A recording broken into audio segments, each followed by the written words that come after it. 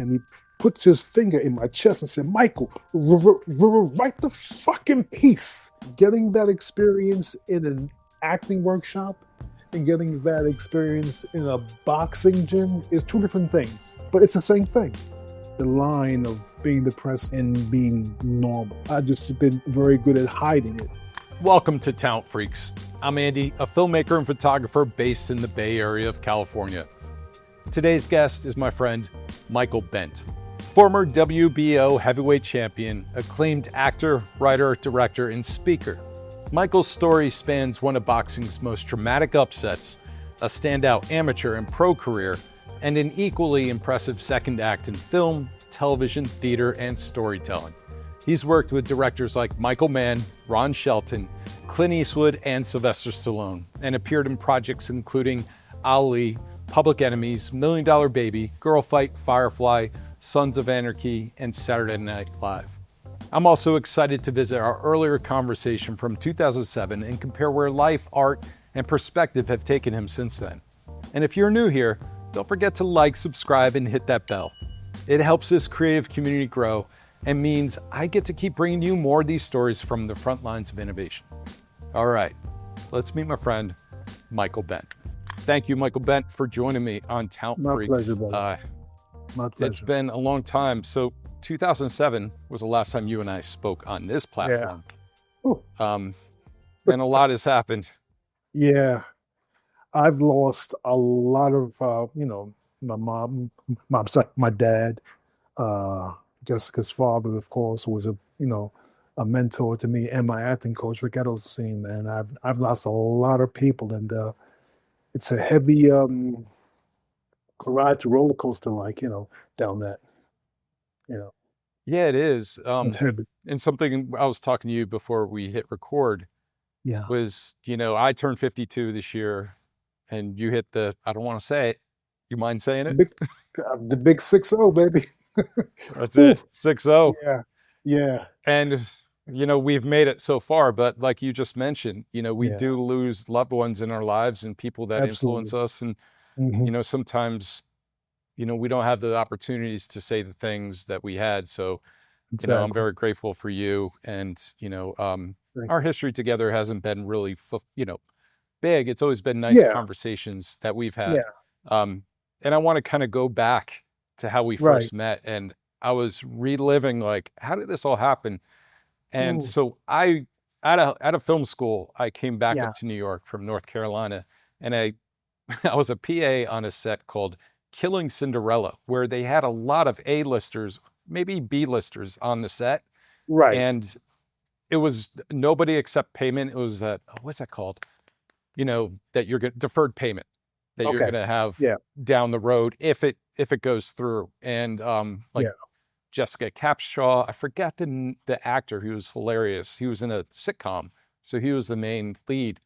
So I Yeah. get on there, and I'm meeting everybody, producers, and then I met this just Spitfire, Jessica Nofo, and Yeah. immediately we connected. And Right. she's like the only person from that set that I kept in touch with through the years, because that's who Jessica is. She is a Yes. ball of fire, but also an amazing Absolutely. resource of ideas, how to get Empathy. things Yes. done. Yeah. And so Absolutely. when I went back to North Carolina, I finished my documentary, and then I sent Yeah. it to her, and she's like, yo, Andy Kuhn, you got to meet Michael Bentt. And I was just like, yeah, no, I've heard of Michael Bentt. And so Yeah. that's where she introduced you to me. And then that's Yeah. when I think you just finished doing Anatomy of a Knockout, or it was a little bit after that. Oh, that was Anatomy of a Knockout was wow. That was 2019, I think. Oh, really? Yeah. 2019? Yeah. You probably think No, about I'm talking about the article yeah. from Burt Sugars. Oh, dude. Oh my man. Why are you Yeah, going yeah. back, homie? Whoa, yo. Yeah. Yes, yes. I I wrote that this is before I went out to Hollywood, Los Angeles, man. Bert had hired me after I got knocked out by Herbie Hyde. I was depressed, blah blah blah, and I was contacted by this boxing writer, Thomas Hauser, and Thomas Hauser was responsible for like doing 3 or 4 books on Muhammad Ali, Mm. and did very, very well. Um, and Thomas and I became friends, and he introduced me to Bert Sugar, and Bert Sugar hired me as a writer because after I lost my heavyweight championship, I was enrolled in this school in Pennsylvania, Northampton Community College, and I was a journalist major and an acting major, and those experiences changed my life. Had I not So, written, I'm sorry, had I not written okay. Anatomy of a Knockout, I'm not working with Michael Mann 5 times, Wow, and Clint Eastwood twice. I'm not, you man, know, that's yeah, so when you after you were knocked into a coma, like, yeah, and you retired from boxing, yeah, what was that like for you? Now, I just rewatched Losers on yeah. Netflix, and dude, that is such an amazing story. And the way you were so forward with your story, Thank man, you, I was crying. I was sharing it with my wife, and it was thank you, like I brother. didn't know you. I Yeah, watched it in the past, but I didn't know you went through so much turmoil going through boxing, especially your first bout in yeah, professional when you said you were so yes, low. But exactly. so you retire, and then what made Yeah. you want to go back to school? What made was it like I'm done with this part of my life? Which you said your dad really kind of Y- pushed you into that. Yeah, yeah. Um, what made me want to go back to school was my uh, my um my mom and dad got divorced, when they Mm, married in Jamaica, went to England, had 3 kids, blah, blah, blah. And my father, met a woman who I regard as my mom, my stepmom, you know. So my stepmother and I would have these like long conversations about education. And when I had a little bit of money after I lost to her behind, um, I said to myself, what the hell am I going to do with the rest of my damn life?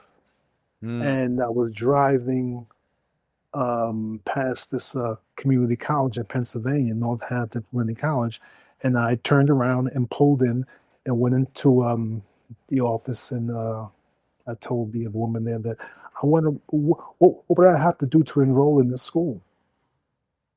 And she said what the charges were and asked me what do I want to study, and I told her I don't know. But mm. writing was my calling. So I wanted, I said, I wanted to be I want to be a journalist. And as an elective, I took an acting class. And Andy, that acting course in that Northampton Community College changed the whole trajectory of my life, man. If not for What part about that that acting experience, class? you know What part of what? the acting class was like a boom for you? Mm, the fact uh, that you're standing or you're in front of a camera. I mean, there weren't no cameras, but I would imagine cameras if I was doing this scene with a classmate, and I would imagine I'm in front of a camera. And I don't know where that came from, but maybe it came from my thoughts as a 12-year-old kid, Mm. being Marlon Brando, being Sidney Poitier, because I was always drawn to like theater and films, and that experience at Northampton gave me a push to say, Michael, do this. You can do this. And I ended up my first role as an actor. I played the grade maker in Hamlet, Shakespeare Wow. Hamlet, and whew, man, I was terrified. But um, my Professor Norman Roberts, um, at Northampton, he said, "Man, hey man, you nailed it." I'm like, "Holy shit! Wow, that's impressive." You know. And then I was like, I searched when I left the school because I got the Ali gig. I wanted to continue my education in acting, and I ran into this black comedian in California, and she said, and she was from the Bronx, and she said, if you want to take an acting class with a superior acting coach, this guy's name is Rick Ellenstein. Go to him; he'll change your Mm. life. And I studied with Rick for 10 years, and yeah, he Wow. changed my life. Yeah, absolutely. He had as much influence on me as a father would. You Well, know. Yeah. that's incredible because I'm thinking like as a professional athlete, that's all you Yeah. pretty much knew your whole life. Like, how did you break Right. through that persona as an athlete going into now what? Because I Mm, know a lot of people after athletics get yeah. depressed because they don't know what else to do. Oh, absolutely. First of all, you mentioned depression. I think I've always been, um, quote unquote, on that, the line of being depressed and being normal. You know what I mean? I just I just been very good at hiding it, shielding it Mm, from people because life is life can be difficult. And as you mentioned my early beginnings, was hard. Um, but to answer your question, that the people who were my coaches in the acting profession, they were my mentors, and I trusted them, and they trusted me. And that's so huge. yeah, yeah, and me being a writer, being mentored by Bert Sugar. I remember when I wrote the that piece, Anatomy of a Knockout. I didn't want to write it. Rick, not Rick, but whew, a man came to me and said, "Michael, you have to write this piece." And Bert Sugar, it took me about 2 weeks to write it because, I was afraid to write, it was about getting knocked out and knocking somebody out. Now, it's easy for someone to, to express knocking somebody out, but it's not easy for a very sensitive person, i.e., Mm, boxers, to, write something about getting knocked out. I was scared. And I was invited to a boxing match at Madison Square Garden one night, and I went down there and watched the fights, blah blah blah. Then I said, you know what? Let me get my behind out of here. And I walked mm. outside, and standing outside the doorway was Bert Sugar and another man. And Bert looked at me, and he turned his head. He was disappointed in me because I was afraid to write the piece, and I hadn't turned in the piece yet. And this man comes up to me, and he stands in front. He said, "Michael," and this man had a stutter. I can relate to that because, as a youth, I had a stutter. And he comes up to me and he puts his finger in my chest and said, "Michael, write the fucking piece." Wow. And that gentleman, I didn't know who he was. That gentleman was Bud Schulberg. And I'm when not Bert familiar with told me, him. Bud Schulberg, no, Bud Mm. Schulberg wrote On the Waterfront with Marlon Brando back in the days. He Oh, was an Academy Award winning writer, screenwriter, Bud Schulberg, and he poked me in the damn chest and write the fucking piece. And you know, I looked at Bert, and Bert turned around, I'm not getting involved in that shit. And and I hopped on the train, and I was living with my mother then, and I pulled out my laptop and started banging away my darkest thoughts about about getting knocked out or knocking somebody out. And that piece, Ron Shelton, who was a big boxing fan, uh, he likes to, he got all of the boxing magazines, blah blah blah, and he read the piece, and he called me one day. I didn't know Ron. I knew who he was. From White Men Can't Jump, Bull Durham. I'm like, holy shit, this guy's calling me. I'm like, Ron, That's like, yeah, but amazing. oh yeah, it is. And Ron says to me, hey, Michael, like, I don't know if you know me. I'm like, Ron, of course I know you, man. He said to me, I have a gig, a possible gig for you. He said, if you can act as well as you write, this may be a game changer for you. And you know what, my man? Let me just correct myself. The person who introduced me to Ron Shelton was a director from New York. Oh, dude, forget this brother's name, and I shouldn't forget his name.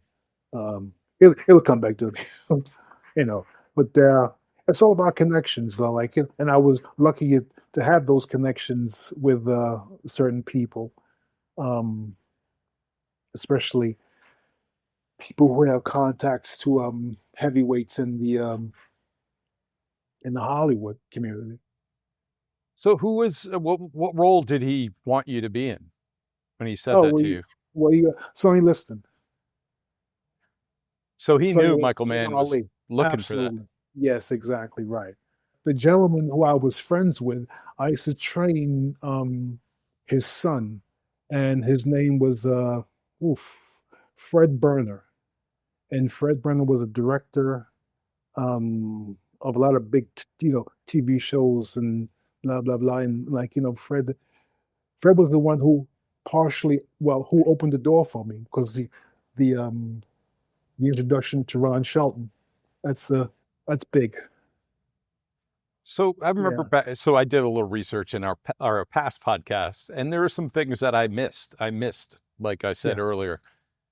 One of the things you said that you were Yeah. flat broke when Michael Mann's office called you back for Ali, and you had to borrow Absolutely. money from friends to fly back to LA. So looking Mm, back, what moment Well, does that mean to you now? brother, like, these people, they were friends that I knew. But like this one person who I took did I share with you about the time that I went to visit a gentleman and Mm, I was walking in a parking lot of a garage that was under this building in Manhattan. And I was scared. I didn't know, like, yeah. what I was asking for. And he happened to be there in the parking lot, and he dropped like an envelope, and I Mm, was walking towards him, and he picks up the envelope, and it was a lot of money. mm, And he said, "Oh shit, what are you doing here?" And he said, "I said, like, you told me to come see you." And he started smiling, and he takes me upstairs to his office, and he says, "Hey man, like, check this out. Take this." And I took it. It was an envelope, and it was a wad of money in there. And mm. I said to him, "My man, thank you. Like, I, you didn't have to do this, and I appreciate it, but I'm going to pay you back." And he said, "No, no, no, no, no, no. You're not going to pay me back. The way you pay me back is to get the goddamn role, get the job, get the gig in LA." Man, And I didn't, I hadn't talked to the gentleman in like a year or so because I was really, really busy in LA, blah, blah, blah. And he passed away. mm, Uh, but we kept in contact when I was in LA. I would call him, he would call me. Yeah, we kept in contact. But like, that was a game changer because I had no money to, man, like, go to LA. that's like a Yeah, guardian angel right there. exactly, exactly. And let me tell you something, So like, not to cut you off, but go ahead. no, maybe I shouldn't say this, but Okay, no, that guy was a game changer. He saved my life. that's huge. Well, I'm Yeah, glad absolutely, you can see that. absolutely. Uh, Yeah. Now, in 2007, this is something else you said that Yeah. what was this about, like, the Las Vegas police officer that you were considering becoming that? Oh yes. I Now, actually passed no, no, go ahead. so did you ever think about what that alternative life would have looked like if you went that route instead?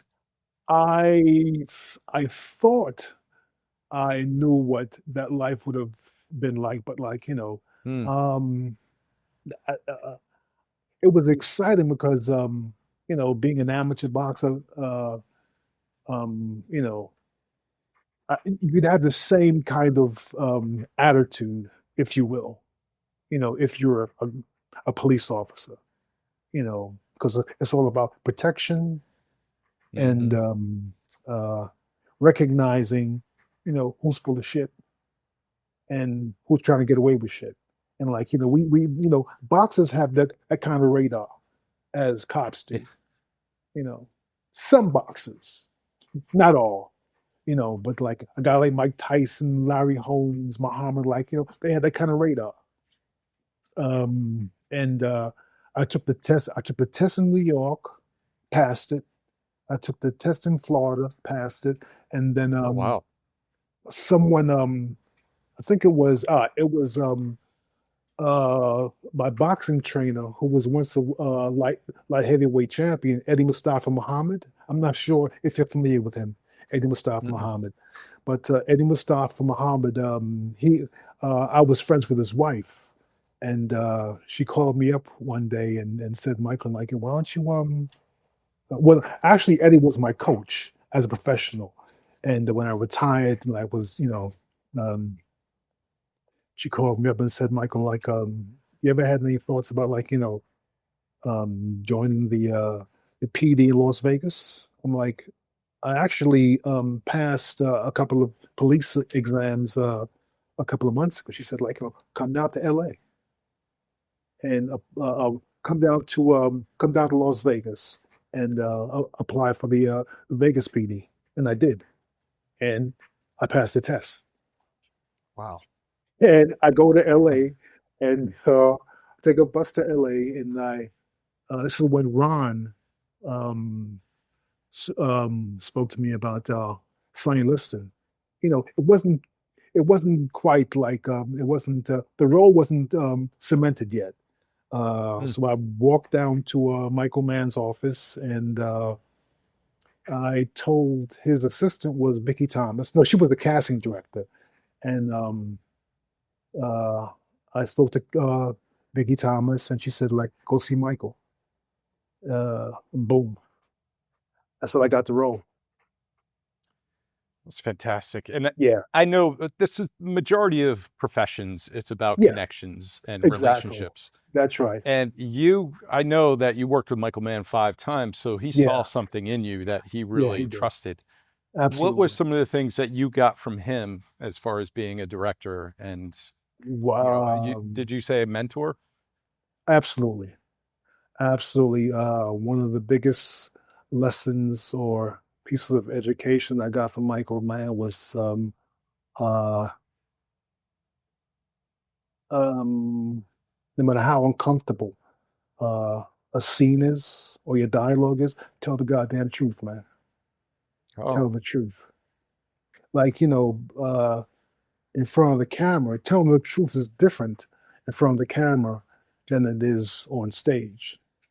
mm, Um, and that's where, that's one of the most vital lessons I've learned. I've learned those lessons from Ron, Michael, Fred Burner. I've been so lucky, man. And also my acting coach, Rick Edelstein, who actually worked with Michael Mann back in the '70s on Starsky and Hutch. Uh, nice. oh my, yeah. Rick directed Starsky and Hutch. He directed episodes of what's that black show? Oh man, the comedian, the old man, Sanford and Son. He Oh, directed yes, I love that Sanford and show. Son. Oh my God, he directed. He also directed a few um of those shows that come on every day for like young people. I mean, for like older people. Like, what do you call what was things called again? By soap operas. Boom. Oh, Yeah, right. yeah, Michael directed soap yeah, I get operas, you. and Yeah. not Michael, but Rick Edelstein, Hmm. and the Rick. Um, check this out, man. Rick was responsible for discovering Barbara Streisand. Wow, that's a Boom. huge discovery. Exactly, man. Yeah, yeah, and it's but he was going like, he's probably having a good time with my father up there and Jessica's dad. He's probably talking about me, talking shit, but like, okay, I can take it. I can take it, Oh man, Yeah, I, yeah, I want to touch back. It's funny when you started mentioning, Sanford and Son, because I grew up yeah, watching all those sitcoms, and to me, that's like the golden age of sitcoms. And exactly. Yes. it's funny looking back. So my stepdaughter and I were watching Different Strokes together, and after every episode, I go, all right, what did you learn? Because there's so many lessons in those. That's it. But I remember what you said earlier about acting. I was just like, oh, I Yeah, got to tell him this. Like, I used to watch Happy Days. That was fun. yeah, And yes, the Fonz, how cool he was. And yes, then as you grow older, you're like, oh my God, this is the old guy hanging out with high school girls. That's kind of creepy. yeah, But he was so cool. And I used yeah. to stand in front of like the mirror and like do the all that stuff, kind of Dude, like what you were right. talking about. Yes, we all did. Yeah, Yeah. I used to love Happy Days. Like the Fonz, Henry Winkler, man, dude. I actually met him in LA, man. What a cool dude. Man, I'm Yeah. like, He damn. looks like one. Yeah, That's amazing. yeah, man. But the funny Oh, thing is, yeah. I tried acting. I got in front of on a stage and I froze. Like I had so much anxiety, stage Mm, fright, all this stuff. yeah, I never had mentors, and it was like for this or that. But yeah. so I completely admire how you went into it. Thank God we didn't have YouTube back then, because I think all of us would have put like our reels up there going like, hey, Yeah, doing that kind of stuff. right, exactly. No, man, that's my tenure as an actor. And I'm still like, I'm going to die an actor. I'm known for being a Mm, boxer, blah, blah, blah, but I'm going to die an actor. Because those moments, like in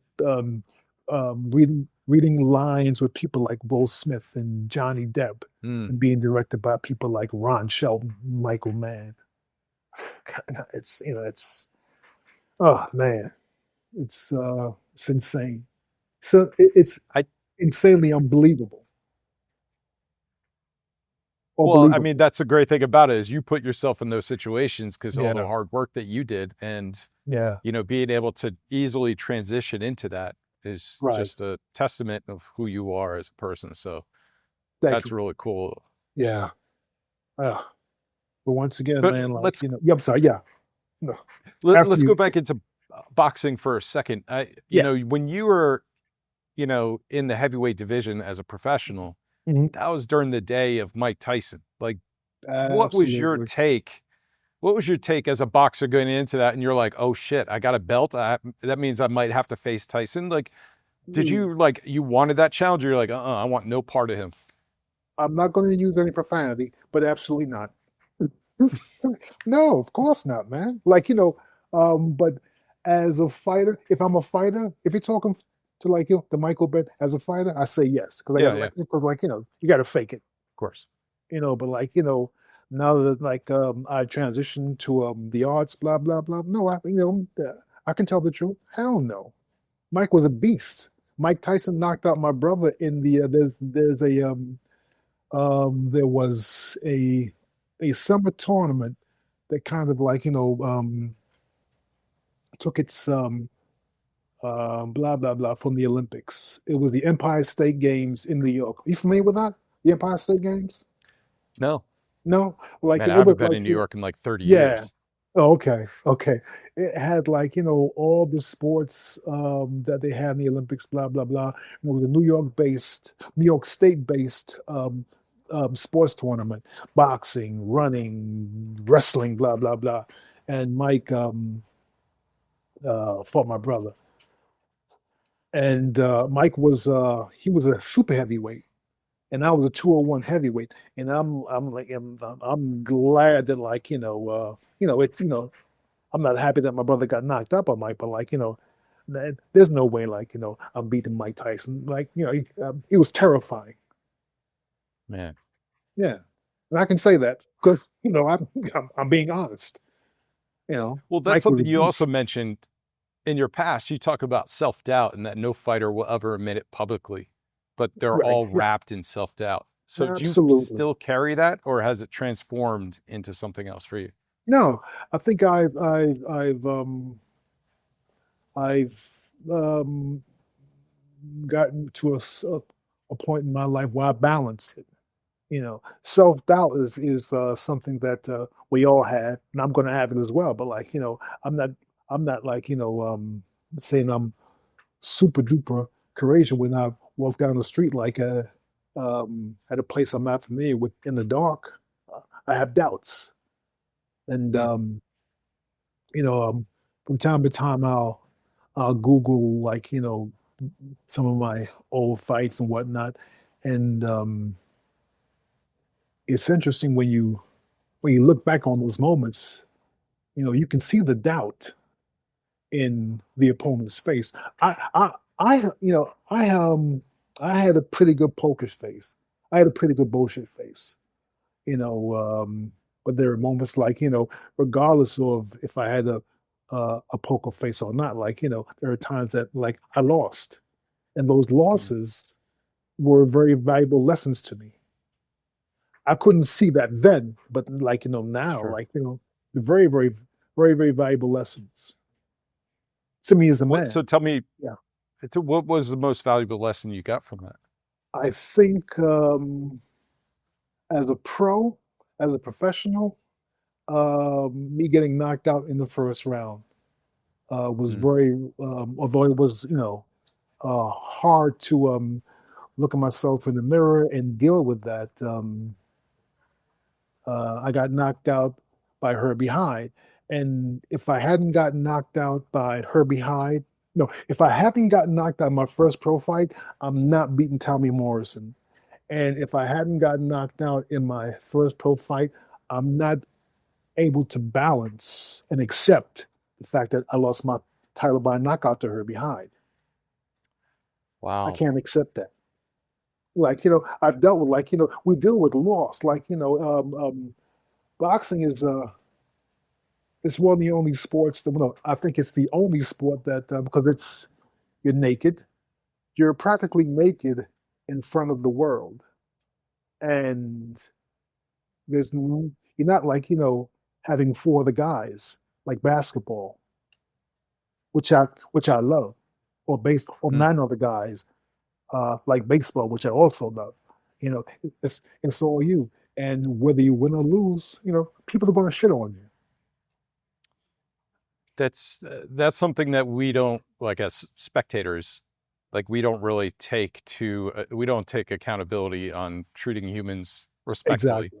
Exactly. because you Yeah. could, they work their whole life. You work as a professional athlete, Yes. basketball, football, even boxing, and you'd be like, That's it. oh, you suck, and just, Boom. it's That's not right. as, you don't throw away those words. Like, these are all Hmm. humans that have emotions. That's And right. oh man, when you describe that in Losers on Netflix, which I highly Yeah. recommend to anybody to watch that.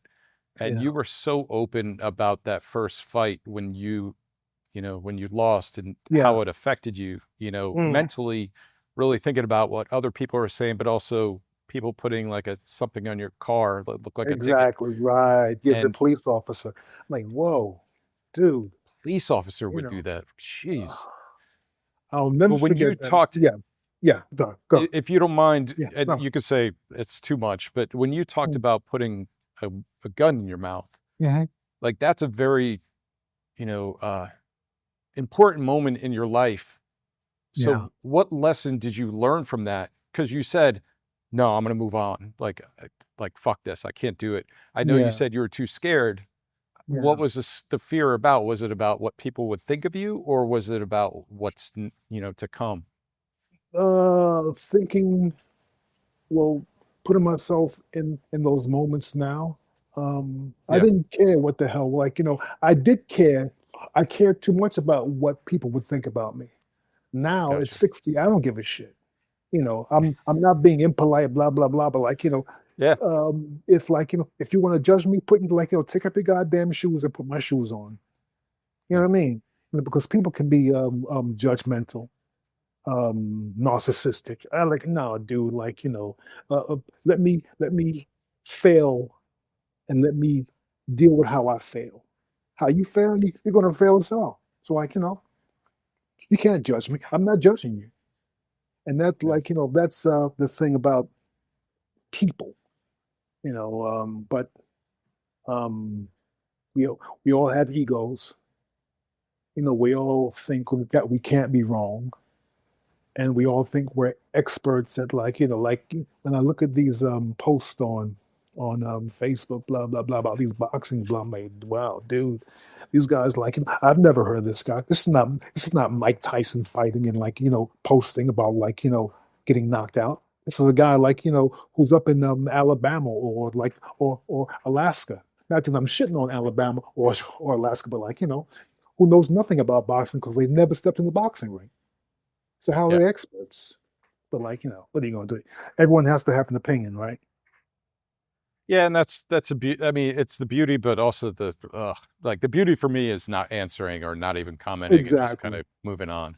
That's right. But you're right. I Yeah. think you hit a, I don't know, most of us who have some kind of intelligence Yeah. hit a Oh, certain time in our life because we're self-aware and mhm. we kind of move on from that. Because I was a people pleaser Exactly. as well and Yeah. always concerned what people might think. Yes. For me now, it's right or wrong, Hmm. move on, Yeah. That's it. and There we go. nothing intentional to hurt anybody. But if That's it. someone's upset because of my beliefs, they have to deal with it, not me. Exactly.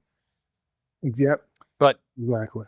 man, Yeah. um, so also in our old conversation, you connected deeply with Sonny Liston Mm. because your father couldn't read, just like Liston, and that Yeah. was a profound moment. So did playing Liston help understand your father differently, or like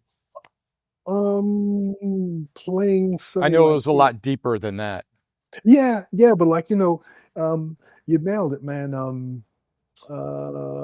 We trained well for what 6 months, 9 months, and during that period, like I'm deep diving into the man that Sonny Liston was because Hmm. um, that who that's who I was playing, and um, that was a game changer as well because deep dive into you know my father's and his lack of education. Uh, I use that. Yeah, I use that. For, now playing Sonny, I know Yeah, you really try to get into the role. What do you think he was feeling when he was in the ring with Ali? like you wanted to get the fuck out of there. Sonny was allegedly mobbed up. When Oh, um and in the first 3 or 4 rounds with Muhammad did the number on Sonny, oh, and okay. Sonny Sonny wasn't able to do anything with Muhammad. Muhammad was incredibly faster, incredibly smoother. His Muhammad's punch, like didn't come from the same space where ordinary punches come from. They came from everywhere Hmm. because Muhammad moved and was able to throw while he was moving. And when you're able to throw as you move, you're going to have a lot of success at um, getting into someone's head because he's hurt, he's getting hit in public, and certainly wasn't able to deal with that at all. Do you think he also had that feeling? Because Muhammad loved to talk, Yeah, and yeah, and I'm sure he was feeling like because I think was Sonny more like a bully, like he was just trying to intimidate people and really beating them. exactly, exactly. Yes, he demolished Floyd Yeah, Patterson. He demolished yeah. like every opponent who challenged him for his championship, the only person who he couldn't like, intimidate was Muhammad. But like, That's I amazing. think, yeah, yeah, I do think though, like, that Muhammad, he was scared, but like, he didn't show his like, his terror, because he spoke a lot of like, he was speaking like, I, I'll, get in your head. I'll tell you what, though, that when you were Sonny Liston, you turned around and said, I'll fuck you up. And like you saw Will Smith's reaction. Yeah, I saw that fear like for a split second. I was just like, woof. That was a powerful moment right there. you know what, man? Wow, Andy, yeah, that was, man. I just watched that maybe a couple of weeks ago. Yeah, Mm. I don't typically watch like, my things, but that was a great moment, man. Because Will, yeah, you're right. He look, he didn't see it coming. I remember, not to like, be too long about this, but Michael Mann came to me and he said to me, like, this is before we did the scene, maybe about 10 minutes before we did the scene. He said to me, come here, let me talk to you about something. I said, yeah, what's up, Mike? He said, what would you say to Will as Muhammad and you as Sonny Liston after Will or Muhammad insults you with his brash dialogue? What would you say? What would you say as a boxer? I would, and I said, I would say something I never had said, but like if he got in my head, I would say like, I'm gonna fuck you up, nigga. And you know what Michael's man said? You know what Michael said to me? He said, okay, what works is I'm gonna fuck you up. Don't say nigga. I'm saying, Mike, like, that's what Sonny would say. He said, no, no, no, no, don't say nigga. And did I say nigga? I didn't say No, nigga. you did. Exactly. I wanted to though, but like, Michael said, no, no, no, no, no, no, no, no, no, don't do that. That's No, what it we was said. it was Yeah. powerful, man. Oh man. Like, That's great direction because that oh, was a moment. exactly. Yes. And you know what? Looking back at that moment now, the I'm fucking up nigga, that may be too much. Michael was right. So also in 2007, you talked about Retired Boxing Foundation. So Yes. has anything changed since then? I can't imagine what it must be like after fighting, because as you mentioned, there are a lot of pro boxers that were penniless afterwards because there ware a Yeah. lot of people taking from you know, Right. everywhere. So It's a, has your role changed for that, or are you still pretty present in there? no, I stepped away from that, not because like, Sure. um, I didn't think it was a good organization, but like, when I stepped away from Los Angeles, I just like put everything like, down because I was going through depression. My marriage, my marriage was like, um, shifting and uh, being broken, so I just stepped away from it. I am in contact with one of the founders of that organization, Alex Ramos. I spoke to Alex last about wow 2 or 3 years ago, so I'm not technically that in contact with him, but that's one of my dearest friends, and I need to give him a call. So, and I know you're in such a different place today, Yeah, very reflective. yeah, But back when you and Tommy fought, like mm, he was considered, this is ridiculous, but like yeah, the last great white hope. right, And it, yeah. so how's it feel taking down the last great You white know, hope? And I know there's Klitschko and all that, but that's, yeah, from Ukraine. yeah. Um, Andy, man, like um, maybe I'm super sensitive, man, but like when I speak about Tommy, like I speak about Tommy respectfully. You know, I um, understand. yeah, I he was a saw his soldier. documentary on him. Yeah, He was going through, man, what an amazing exactly. story and sad Yes, too. exactly. And that's what all boxers go through. But like we keep it. Some boxers like um, they can't. Um, they're afraid of dealing with like the outside pain, but the pain is what makes them valuable, Hmm. to the audience or managers, trainers, blah blah blah. But no, but Tommy, man, yeah, he's rest in peace, man. Because Yeah. you got a bad, you got a bad deal with it in life. He may have Yeah. made some mistakes himself, but like life gave him a bad deal.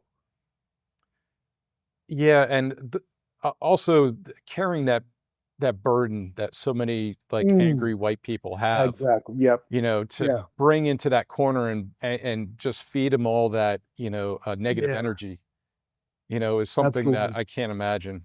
Um, Me either. you know, Yeah. everybody deserves, peace, That's no right. matter what profession. So And yeah, like thank you for saying that. no, but like it's athletics. We go into the arena, we fight in front of millions of people, blah blah blah. But like there are few people who's in the audience, whether watching on TV or in the audience, like there are very few people who are not judgmental, and that judge Mm. and being judged like that to that degree stings profoundly. And I mean, I think yeah, most people that took a punch, or especially a professional, yeah, because your sport, it's, you're trying to knock out another man, hmm whilst even if you win by, one punch that yes, connected, that's you it. might have got hit like 100 times, That's right. taking more damage. So Yes, it's such a, oof, it's really brutal. yeah, absolutely. It is. It is. And once again, like Tommy, man, his life. I mean, although that's the life all boxers endure. Muhammad, like, had conflicts with his father. I had conflict with my father. Larry Holmes had conflict with his father. Like, Mike Tyson, like, um, his father walked away, I believe, from that Mm. from that relationship with his mom. But like, but that's where that drive comes from. I mean, we can't admit Yeah, that. and well, Yeah, you admitted it later in life, obviously, right. but Yeah. when you're talking about how when you were doing amateur as a kid and hmm losing, and then your dad would just go off on you, hmm um, and you talked about like grabbing the TV antenna and just putting a Yeah. beating on you. Yes. Yep. You know, um, hmm, I survived How'd you that. find peace? How'd you Well, find peace with that later in life? it's interesting because, like, when I would get flown out to Colorado Springs from Queens, from JFK Airport, blah blah blah, go to Colorado Springs and be amongst the USA boxing team. Those are my like team members. Those are my Mm. brothers, and that was like for me, that was therapy because you're taking it out. You're hitting the heavy bag. Every punch you throw on the heavy bag, like is your father or the person like who you have conflict with, who are you hitting, the person you're going to fight Mm. or the person you have conflict with? Me, both. Mm. I was like aiming at both people, whether it's if I'm sparring with somebody, I'm aiming at my father and the person who I'm going to fight. uh that's not a way to balance it because like if you're not able to talk about it, you fuck. Yeah, it's like It's it's like damage. You anger damage. is Exactly. fuel, Yeah. resentment. Exactly. So, oh man, you said something that just made me go like, ooh. You're so in the boxing ring, you're also boxing, your father. You can, envision him. And so you're like kind of fighting that, but Absolutely. also, Yeah. but the thing also is the push that he had too. Like he Yes. wanted you to be that. Yes. So I'm not saying it was like an influence. It was more of like, I have to do this because my Right. dad wants me to do it. Exactly. Man, that's so hard, man. And you know what, And Andy, like, yeah, yeah. I'm sorry, like, not to cut you up, but like, there was a yeah, yeah. point when I got to the amateurs, like when I was at the Mhm. top level of my amateur careers, man. Um, those thoughts about my father and him, like, pushing me and wanting me to do this and wanted me to be like, a fantastic fighter. That wasn't what motivated me. What motivated me was my USA boxing team, um, uh, my team, like, my teammates, you know, they showed me love. I had a sponsor named Shelly Finkel, who was a big time professional boxing manager. And he was my sponsor at one point, and I loved that gentleman. Um, he was one of the only like people um, who actually took the time to talk to me, like we talk now, back Mm-hmm. and forth, like Mike, like let's have a conversation, man. And Shelly Finkel, and I was also lucky enough to bump into a trainer who Shelly hired by the name of what was his name? Wow, Georgie Benton. Not George Benton, not my father, but Georgie Benton. And Georgie was a was a fantastic award-winning boxing trainer from Philadelphia, and he trained the greats like Evander Holyfield, Pernell Whitaker. He trained a lot of great boxers, and Wow. I had the luxury of being one of his mentors.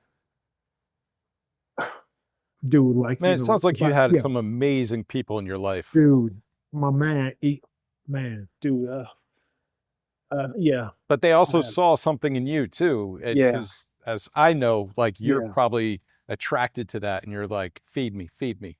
I want more knowledge. I want to do this. exactly. Even though, it's like getting that experience in an acting workshop and getting Hmm. that experience in a boxing gym is two different things, but it's the same thing. No, right? You can agree with that. When I would spar with Evander Holyfield, who was then he had just won his championship, and Georgie Benton was Evander's coach. And once again, Georgie was he was a five-star professor of boxing knowledge. And I remember one day we had an off day. This was like a Sunday, and we have an off day, and I'm walking across the street to this library, which is open which was in we had a training camp in Texas, and I'm walking across the street, and Georgie is sitting in the lobby drinking coffee, and he sees me, he says, "Hey," and he used to call me Baby Cakes. "Hey, Baby Cakes, come over here, man."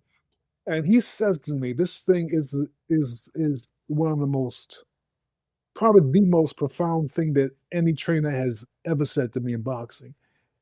And he says to me, he says, "Hey, Baby Cakes, man." He says, "God damn, when you fuck around and spar with Evander, I can't tell who the champion is." Exactly, man. Wow. Wow. Shit. Yeah. George Benton told me that. Yeah. And you know what, Andy, when when I got to Tulsa, that's all I thought about. It was Mhm. like a it was like whew, mm, wow. So did when was that was in your career? When like Oh, was that before Tommy's fight? yeah, this was when I was an amateur. I would, Oh, when you were okay, yeah, got you. yeah, I would get sent to like the, the amateur camps. I mean, the professional boxing camps, but I was like one of the few amateurs there because Shelly Finkel had a lot of trust in me. He believed in me, and he said, like, the only way to get better is to spar and be around boxers who are better than you. And he's right, absolutely. You push yourself. Yeah. So I want to kind of jump over to the Broadway play that you did, Kid Shamrock, in Ah, 2011. yes. And so, what did directing teach you about that acting and boxing didn't? Uh, what did that experience? Directing, Yeah. yeah. Who? Oh, you know what, man? Woof, wow. This is gonna blow you away because it still blows me away. So, um, uh, I get the script. The script was written by a friend of mine who's a journalist for the New York Newsday, Bobby Cassidy. And Bobby, like, sent me the script and said, Mike, like, when you get a chance, read it, like, and if you think it's something that you want to get involved with me, feel free, because I want to have you as a director. I read the script. This is when I was in California. I read Okay. the script, and every piece of material that I got, like if I got like an audition for a film or a movie, I would get coached by Rick, get prepped by Rick. And when I got the script for Kid Shamrock, I took it to Rick. I had an audition that day, and we worked on that, blah blah blah. When I got up, I said, "Oh, Rick, I forgot. I got something I want to show you." So when you get a chance, read this, please, and I'll come back. So I went to the audition, like nailed it, blah blah blah. A couple of days later, Rick calls me, and I go to his house, and he says to me, Andy, he says, Michael, you have to direct this fucking strip. You know this world. You have that director's essence.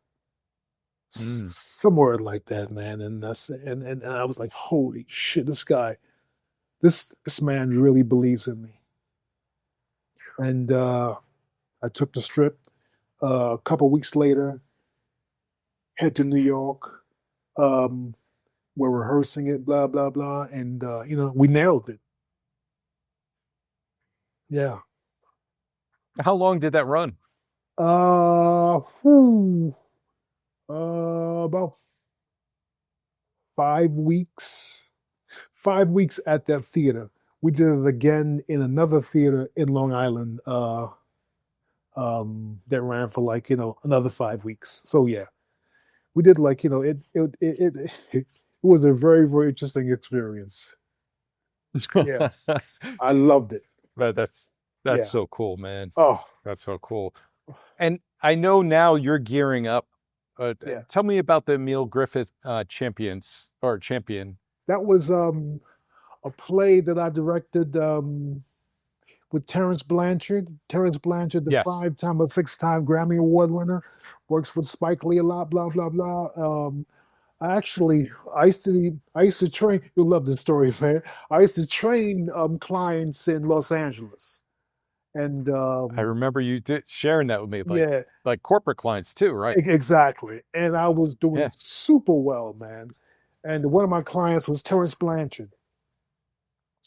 And so he and I would talk about music because I'm a massive Bob Marley fan. Like, I'm a massive jazz fan, hip Oh, hop nice. fan, whatever, blah, blah, blah. And Yeah. he's a massive boxing fan. So we would exchange things. And one day I got this book from someone in Los Angeles, and I read it, and it was about Emile Griffith and Benny Kid Paret, and I brought it to the UCLA track in Los Angeles where we trained on, and I said, Terrence, like, hey, my man, let me talk to you about something, man. Check this out. Um, read this and let me know your thoughts, and like, and if you think it's bankable, let's like work on something. Let's work on it. So a few months go by. Uh, I'm still training Terrence, but like I don't hear anything about like his interest Mm. in the book or not. And then I get a phone call from him one day. Hey Mike, what's up? Hey Tom, what's up, man? So like he says to me, oh yeah, like so I got some people who want to produce the play. I'm like, what play? Dude, what play? And he says, "Man, come on, are you punch drunk?" I said, "No, I'm not punch drunk. I don't think I'm not. I don't think I am." But like, he says, "Champion." Oh, my man, yes, you got it. You got it. Like locked up. They're gonna do it. Yeah, they're gonna do it. So they did the play. They did the play in Louisiana at a theater, and they flew like he flew me down, and that first production. It didn't quite have the meat that Mm. Mm. I would expect it would have. But like it was decent, but like they were like the guys who played the boxers. I didn't believe them, and Yeah. so like 5 years later, 6 years later, you know, Terrence calls me up and says, "Hey man, like you ready for to do the play again, champion?" He said, "Yeah." I said, "Absolutely. Where we doing it? We're doing it in New York. Okay, who's directing it? You are. Okay, good. Let's do it. Let's do it." Yes. Yeah. Yes. Oh, and once again, like I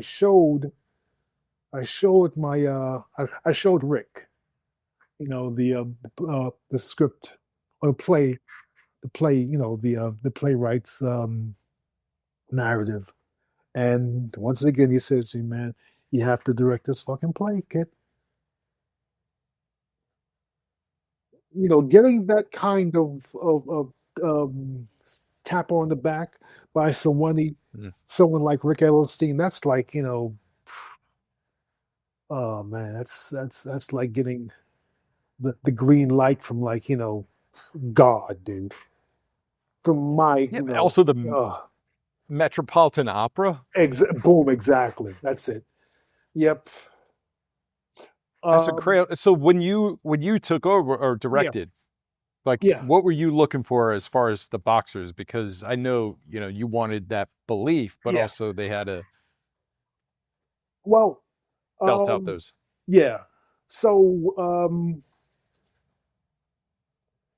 actually, I didn't direct that. Oh, okay, Yeah, gotcha. that I remember now because like I thought I was like I was thinking about the other one, but no, I didn't direct that one at the Metropolitan Opera. But um, the director of that one, you know, he did a good job. My job was to my main focus was to get the fighters up to speed. Uh, Yeah. and I was like, my man, like, I want you to walk like a fighter. What do you mean walk like a fighter? No, no, no, no. Walk like a fighter. Yeah. Look at look at how like Sonny Liston walked. Look at how Benny Kid Perez walked. Look at how Tommy Hearns walked. Walkers fighters walk a certain way. It's not arrogance, blah blah blah, but they walk a certain way. They're very shielded. It's like and I'm like dude, I know the director has used like he's a director, but like I need to see that because that's real. Um, the what we did in terms of like the boxing choreography, it worked. It Mm. worked, but like I would have liked to see a little more commitment. Um, with the boxers. But like, I get it. Like if they're not boxing, they're not used to getting hit, blah, blah, blah. They're not used to throwing fake punches, because, you know, they may slip and hit somebody trying to throw a fake punch. But like, I'm on a level of when I was doing that, I was thinking all um every time I'm faced with an actor who's has the role of a boxer. I'm thinking about Michael Mann and how he Mm, like broadened um, the um, the space, the intellectual space for Will Smith because he mm, wasn't a boxer, yeah. uh, and we turned Will into a boxer. He walked different. He like well yeah like I mean he talked different, but like forget about his dialogue, but Will Smith completely um, deep dived into the spirit of Muhammad. I Mm, don't think we'll ever see like uh, that kind of performance. Uh, I, I thought it was brilliant what Will done, yeah, it and like was. yeah, and Yeah, like what Michael Mann, the way Michael Mann like pushed and like caressed him. You can't beat that, man. You can't beat yeah. him at all. There's a lot of biopics where Yeah, they choose people, and that one was just dead on. And also the absolutely. other one for me Yeah. is The Doors with Val Kilmer when he played Ah, Jim Morrison was yes. like Woo, yes. Yeah, unbelievable. yes. Val Kilmer, The Doors, absolutely. That's a classic, man. Yeah. Uh, yeah, So what are you working on? Let me just one more thing about the Emile Griffith. yeah, The one quote that was said that just blew me away about the whole experience. Where he said, "I killed a man and the world forgave me, but I love a man and the world wants to kill me." yeah. That is such a tragic statement, It's man. heartbreaking, bro. Fucking heartbreaking. Absolutely. Yeah. Uh, But and yeah. I what mean, an amazing story, oh, and I know from that piece where he's yeah, at today, where he's finally at peace himself. exactly. Um, but Exactly. wow, what a life! Yeah. You know, uh, I became very good friends with the gentleman who leads the orchestra, the Mm, conductor.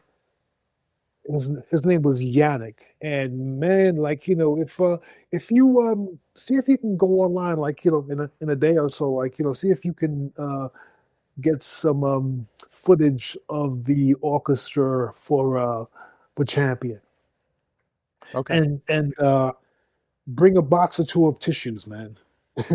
You're gonna weep. It was beautiful. man. Yeah. It's interesting that you were talking about. So I love jazz, and you're right. I do like hip hop, but I Yeah. like old school hip hop because they use jazz, Yes. Yes. Boom. and the lyrics were smooth and like almost like poetry. That's right. I'm not a fan of the modern version, but Not right. some of my favorite jazz Yeah. musicians are um like for me one of my favorite is a pianist, Bill Evans. Have you ever heard him? You know what? Is he a black man? He's white. He's white. Bill Evans. Like Yeah. I know of a Evans, but he's a black pianist from Harlem. So with like a different guy then. Yeah, totally. He's Yeah. passed away, but he had a Wow. really tortured life. But I came across this just beautiful melody. It was just him on the piano. It's Wow, called dude. Peace, Peace. Peace, And he peace. wrote it. He just went to the piano and just started playing it. And for me, it's one of the most beautifully tragic Yeah. like piano pieces I've ever heard. And Yeah. so I started following him and his story. I was like, man. And then of course it opens up the door to all these amazing jazz musicians. So who are some Exactly. of your favorite jazz Ooh, musicians? okay. Obviously there's terms, but like, I was a jazz guy from maybe like 10, 10, 11 years old because my father had a massive record collection. Oh, wow. R&B, especially like reggae. But like in terms of jazz, there is a gentleman who Rick Edelstein. I'll tell you a story about what's the trumpet player? Oh man, uh, Louis not Louis Armstrong. Marcellus? No, maybe it wasn't trumpet. Miles Davis with a trumpet. No, Miles Davis, yes. No, okay, he was yeah, he was trumpet. okay, trumpet, yeah. So it's a funny story, man. So Rick um, is is um, is working at this fancy smancy restaurant in Manhattan back in the 50s, 60s, early 60s, and um, this is what he told me. He shared this story with me, and Miles Davis and his band, they're rehearsing because they have a gig there tonight at the restaurant, big like fancy restaurant, blah blah blah. And a girl comes in. A girl comes in, and the girl is Barbara Streisand, right? She's like 16, 17 years old. Um, and she goes up to Miles and asks her, this is after like Miles has stopped rehearsing, if uh, she can sing a song with them, you know. And apparently, this is what Rick says. And Rick says to her, get the fuck out of my goddamn face. And he walked away. So That's Barbara Miles. Streisand. I mean, she wasn't Barbara Streisand Yeah. then, right? Of course, of Right, course. right. And um, he walks away. I think he like Rick said he had a joint in his hand, something like that, and he walks out the door. And one of the I think the drummer or one of the musicians like went over to him and said, "You know what? We'll play we'll play we'll like back you up on the song. What song do you want to sing?" So they backed her up, and that's how she met Rick Edelstein. Wow. God, Wow. man, and that's a story like that Rick told me. Yeah. Man, I love those stories, man. oh, absolutely. This is beautiful, dude. So I mean, this is wonderful, man. This is like fucking yeah, it yeah, is. therapy, dude. If you could, if the version from our first podcast, like Yeah. version of Michael Bentt could see you today, what would he think? Well, this gentleman, he seems happy, fulfilled, um, and he seems to be doing well in life. You know, which is kind of sort of true because I'm not like I'm not really having this conversation and being able to Mm. open up to someone like you. That's a sense of fulfillment in and of itself because people don't have like um, those moments where they need to open up and share something with things like and share something with another person. It's a damn shame. But Yeah. um, to get back to the question, man, like no, Michael Bentt is on the trail that he should be on. Nice. Although my biggest mistake that I've made in my life was abandoning, Los Angeles and Mm. having disappointed my acting coach Rich Edelstein, man, and a couple like 2 years ago or a year and a half ago. I'm like scrolling across, like just like looking for something on YouTube, blah blah blah. I run into Andy Michael Mann giving an interview in London, Mm. and the dude mentions my name. This is after like 20 something years of working with him. He mentions my name, and that shit is so impactful. Uh, I don't know if I'll ever see Michael again because I don't plan on like well well I'll tell you this. I'll tell you my plans are after we talk, like after this thing's over. Sure. Yeah. But But you say yeah, you abandoned LA. What, yeah. like, I mean, I know like when you're not in LA, you're kind of gone, but Mhm. did you say like I don't want this lifestyle anymore, or you Oh just started turning away calls? No, it's just something like, I think like, I was going through a period of depression, you know, You mentioned that earlier. yeah, my marriage, like, wasn't going as well as I would like have liked it to go, but like, that's like I learned, no, it's life. Well, I knew Yeah. that back then it was life, but like, it was life, but like dealing with it, that was uncomfortable. And but uh when you have like, when you have people like the Michael Manns and Ron Sheltons and the Anna Deavere Smiths who I used to work with. Uh, are you familiar with Anna Deavere Smith? Yeah, No. she's a an actress writer who does these one woman plays, and in these plays she'll play up to 13 different characters by herself. Ooh. And yeah, and how did I meet her? I met her at a boxing gym in Los Angeles, right? This this lady was like maybe like 60 years old then, and in Nice. just really nice, blah blah blah, like very nice, very attractive, and you know, I knew who she was. I'm like, Anna Bear Smith, and she brother, wow, thank you, brother. Like no one knows who I am. I'm like, I know who you are, and she said, brother, what you doing here? Like, I'm training, and I asked her, like, what are you doing here? Well, like, I'm here to train for a production I have coming up. And I said, who's training you? I said, I train myself. I said, like, can I train you?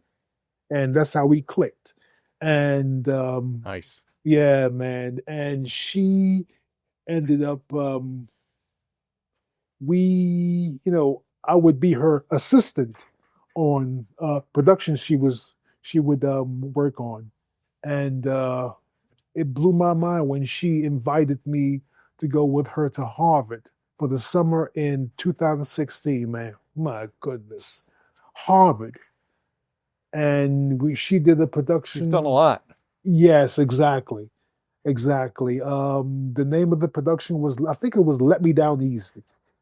Anna Deavere Mm. Smith is Let Me Down Easy, man. And boom, genius. Genius. Talk about crying. Um, we're all emotional, but when this woman, like, Yeah. does she played the character of me in one of those scenes, and when she does that, like tears count, you start like flowing, and it's beautiful. Mm. It's beautiful.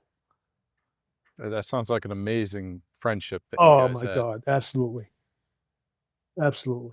It's interesting you mentioned about Harvard. Yeah, So when I was married, going through a hard time, yeah, I someone invited me to Brown University to speak on a panel about, Greensboro massacre that was right. part of my documentary. Yeah, And for me, it was such a moment because I couldn't get into any college or university. I had a hard time. I had one college that accepted me, and that was in North Carolina, in wow. Greensboro. Yeah, So after, like, I was at a job that I could not stand, yeah.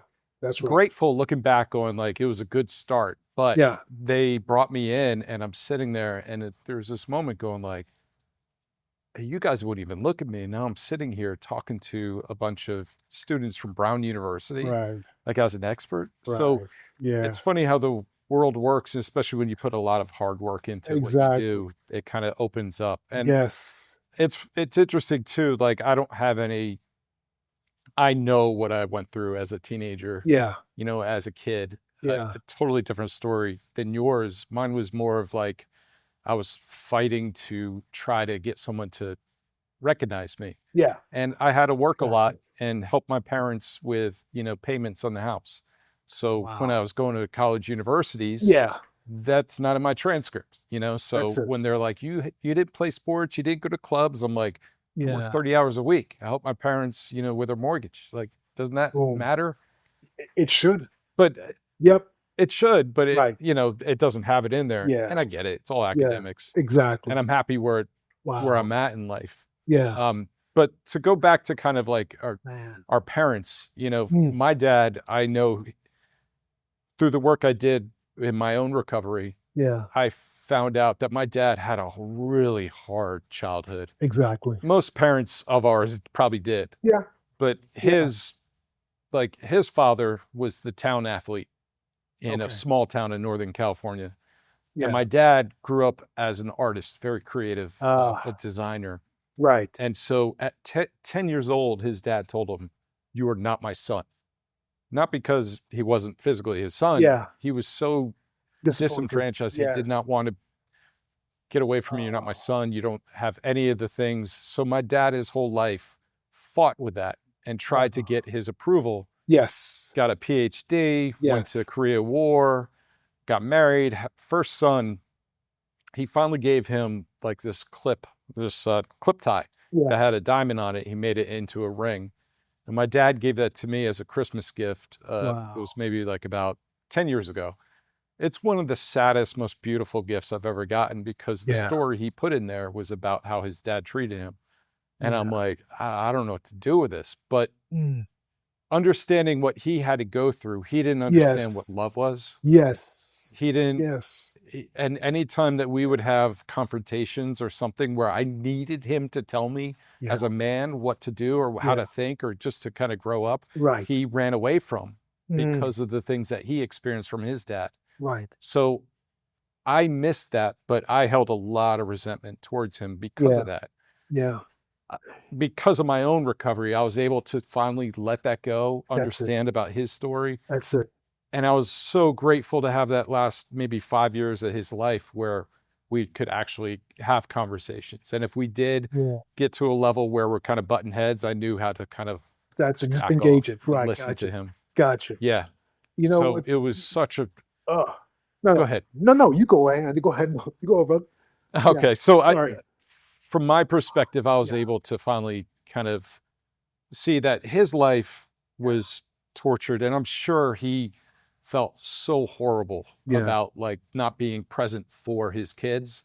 Yeah. I don't know. He never told us, Right. but I can only imagine. So I know you had a, not similar, but you had definitely a strained relationship with your dad, like Absolutely. very, Yeah. so how did you ever come to grips with that, to say, to let go or to be at peace with what he went through with you? Yeah. I don't know. I think I let go when I stopped boxing. You know. Hmm. But I I learned so much from different people. Rick Edelstein and uh, other folks. You know, I've learned that you know people like my father need to be given a chance at empathy. And that's the one thing, like that they don't ask for because they don't know it exists. But I when I went to my dad's memorial 2 years ago. Oh boy, you know, my stepmom, she called and said, Michael, you have to get down here. And this lady said that in the sweetest way, in the sweetest uh, way that I wouldn't have been able to say it like she said. But it was I went down there, saw my dad laying in the bed, and he was still Mm. conscious, but you know, he was essentially gone tonight. And I just kissed him, man. I just said, and I said to him, I remember like, saying to him, uh, hey dad, I love you, man. And I'm Mm. sorry. I'm sorry, I just said, I'm sorry we had our conflict because it was intense at certain points. I'm sorry, man. Uh, wherever you go, know that I love you. And shit, he He squeezed my hand. Oh man. Wow. Mm. Yep. Yeah, that's something that I Yep. feel like I missed out on. Yeah. My dad was in hospice, and I was catching a plane, and it was the next day or 2 days, Yeah. and by the time that night happened, he already passed away. Yeah. But I did hear he went out. My aunt was there, and she said something, and his last reaction was "ha ha," and that's kind of like my dad and my aunt have like a really bad joke humor to each other. So Right. it was so Yeah. it was great to hear. He used to send like really offensive adult humor cards to to my aunt and Right. other people, select people in the family, which Right. everyone always really enjoyed. It was Right. something like you get a Robert Kuhn card, you're like, Yeah. oh gosh, I can't open this in front of the family. It's Robert So Kuhn? it was yeah, Robert Kuhn. Okay. Now you know why I'm asking about that, right? Is there another Robert Kuhn? No. I'm going to look that up because I love those kind of cards. But don't tell anybody I sent them. Well, Hey man, I need your address, because I picked that up, and there's only a few people that I could do that to. no, gotcha. No, I love that kind of humor. Real. It's Yeah. fantastic. And like him and my ex-wife used to do, like he would send her a Christmas card, and then she would respond to do the same thing to him. So Yeah. it was so great to see that kind of that humor. My mom would be like, Yeah. oh, Robert. All right, I got to tell this story, and maybe he doesn't want this told, Right. but it's in good humor. Yeah. So my grandmother, who at the time was, I think, 92, she came over to the East Coast from California with my aunt and uncle, who are both from Livermore, California, in the Bay Area. Yeah. And so we were all celebrating Christmas, and I think that was the last time my grandma came over to the East Coast. She lived till she was 104. She was an amazing woman. Whoa. And yeah. my dad loved to do Christmas, where he would go out to New York City, because we Yeah. lived in Montclair, New Jersey. Yeah. And he would buy all these like small little gifts all over town. He would go to all these like unique stores in New York City, find these knickknacks, and he would do it all year, especially for Christmas. Right. So yeah. he had all these stockings for for our family, Yeah. like my aunt, myself, my brother, mom, grandma, and we're all going around very slowly opening it up. Ooh. And my aunt like pulls something out, and she opens, she goes, oh, and puts it underneath the table.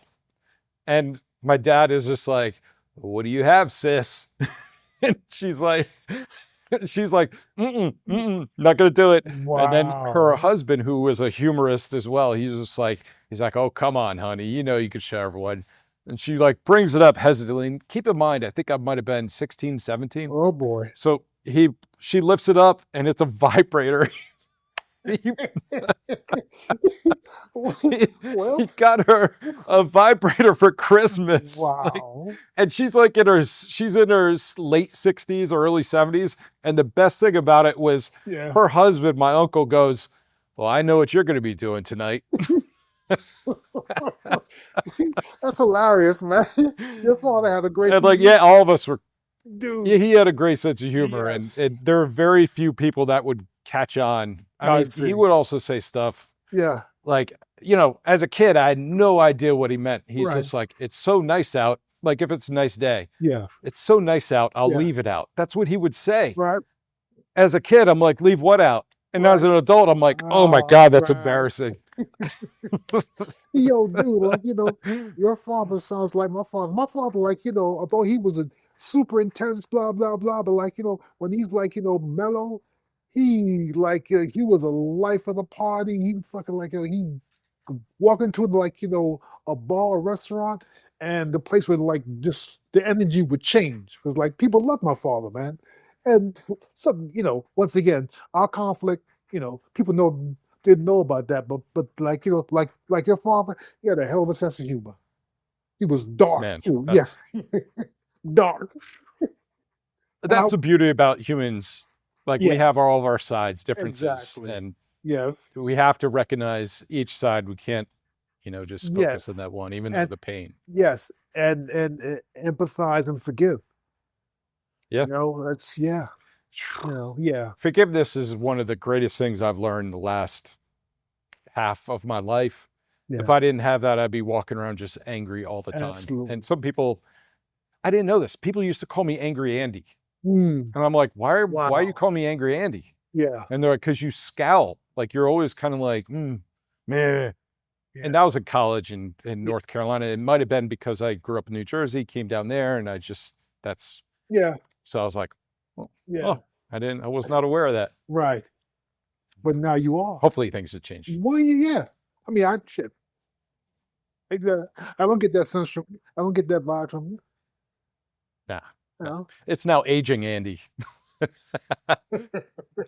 And what are you like? 55? Oh, thank you. You No, know, 52. 52. Okay. Oh, damn. My bad. Sorry. It's okay. No, you look mature. It's once you hit 50, it's Yeah. pretty much the same. Yeah. There's two more things I want to talk about. Is you had a lot of collaboration with some of the greats, like with Clint Eastwood, Sylvester Stallone, and Yeah, man. what are some of the things that you learned from working on set with them? Because I mean, Clint Eastwood is one iconic actor, but also Mm, amazing director. exactly. Those two names you mentioned, in addition to Michael Mann, like, those gentlemen, like, uh,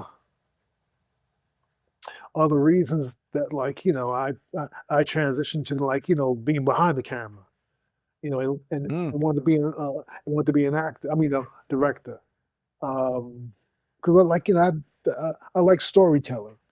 Um, it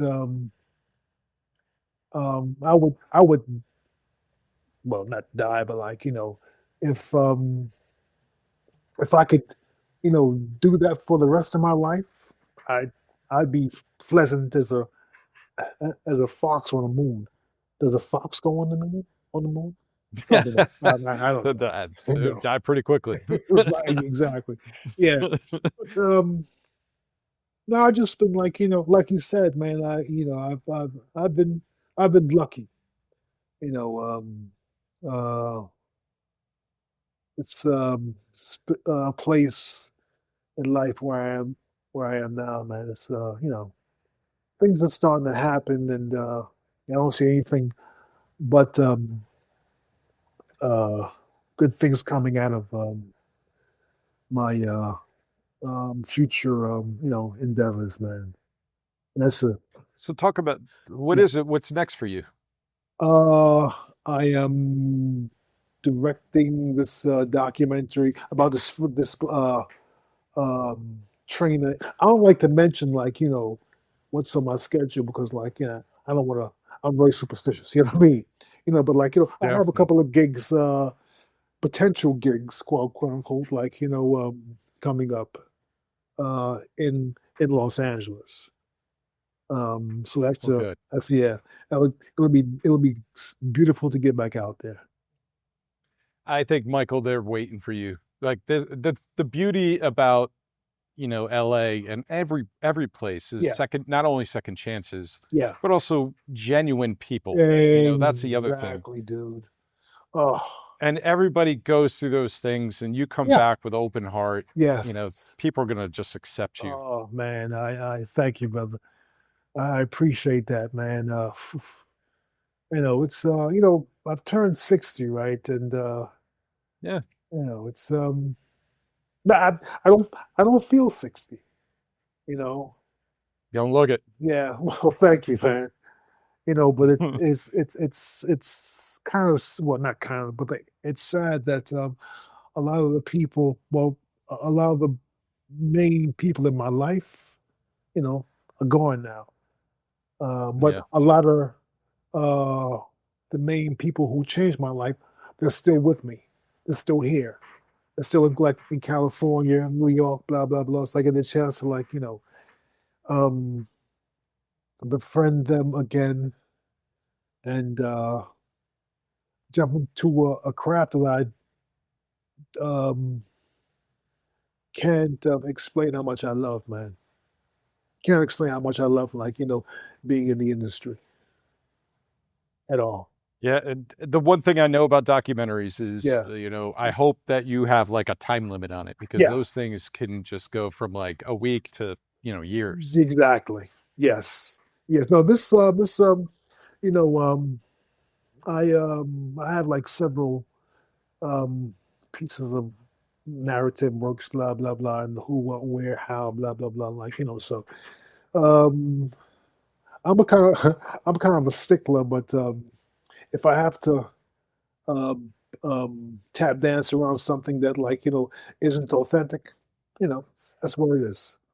That's what it is. Yeah, you got to make it happen. Yeah, I talked to one of my previous podcasts. I talked to this amazing solo documentary filmmaker, yeah. and he's from England. He's a cinematographer first, and he just Uh, picked up. He heard about a oh, story. yeah. He's heard about a story about nuclear testing and the effects it had on the area and people and other places. And Good. so he Yeah. got inquisitive and started looking into it. And he put together this really powerful documentary. And Wow. then when I talked to him about it, I was just like, he's like, yeah, I did everything. I shot it, I directed it, I produced it, I Mm, edited it. I'm like, right. dude, like, and you still want to do this? Like after that, you're so exhausted from doing it. But Yes. he realized that a lot of places don't want to film it as far as film festivals I see. because he was like, there are too many talking heads or the subject matter. And I'm like, that's Okay. weird. Like the subject matter should be as a documentary. Yeah. Those are the kind of things that get in because That's they're it. looking for. So I Right. don't know what's going on with the industry, but so he's now doing self-distribution and Wow. he's putting it out to different theaters and theater chains Okay. based on some of the things people are doing. So Yeah. I think within the next 5 years, there's going to be a lot of change as far as distribution is concerned. Absolutely. Um, Yeah. I mean, this AI and I hope nonsense so. yeah. I mean, this AI stuff with I don't get it. You can't replace human beings with AI do. Come on. No, Nonsense. no. I do use AI a lot for research, for being an assistant and Yeah. going through a lot of different things that I can't do by myself. Right. But as far as I have yet to jump into generative AI for video, but I Mm, need to because clients are asking for it. And really? for Okay. where I'm at, because I'm working corporate, Yeah. those are things that people are looking to do. And I'm like, Yeah. like I just need that. I need to get in there as far as a tool. But I agree with you. Yeah. There are a lot of times people will share it. I'm like, there's no soul. There's Exactly. I get it. You could That's do it. things that you can't do in person. And Right. I've used it once Yeah. where I had so I'll share the video with you. I did this Yeah. video Please of me do. going out to the Eastern Sierras Okay. to do fall colors and astrophotography. I do night sky pictures now. It's really Wow. cool. Nice. And so there's a shot where I'm like, all right, I'm driving on the road and there's the Eastern Sierras right in front of me. Yeah. And I have the camera on my hood.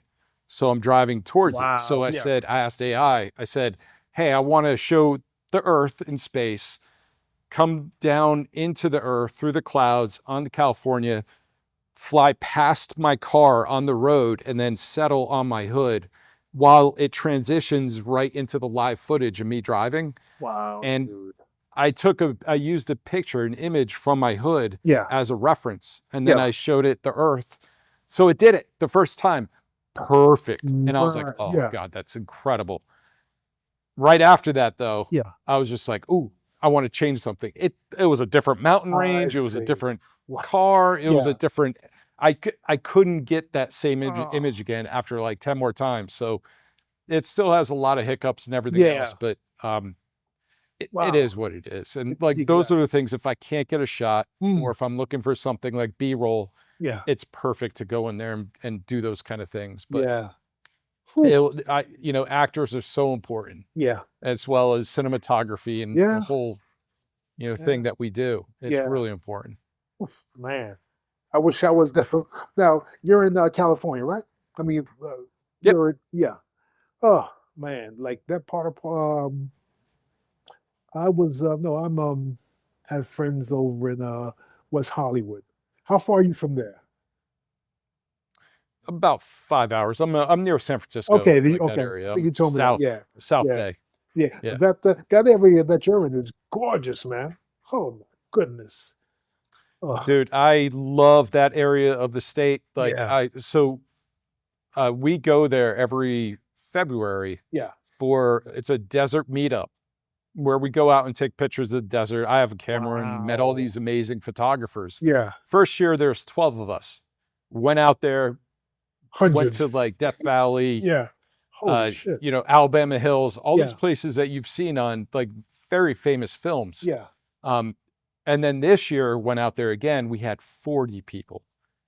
And it was just amazing, the group of people that came together. There was normally you're like, oh God, we're going to run into some kind of jerk. Yeah. Maybe I was that jerk. I don't know. Right. But it was like Right. everybody was so cool, down to earth, Dang. and it was so much fun. That So sounds- I know we're probably going to do it Yeah. again next year, and I will definitely send an invitation out to you once we know that we're going to. Yes, I would love that, man.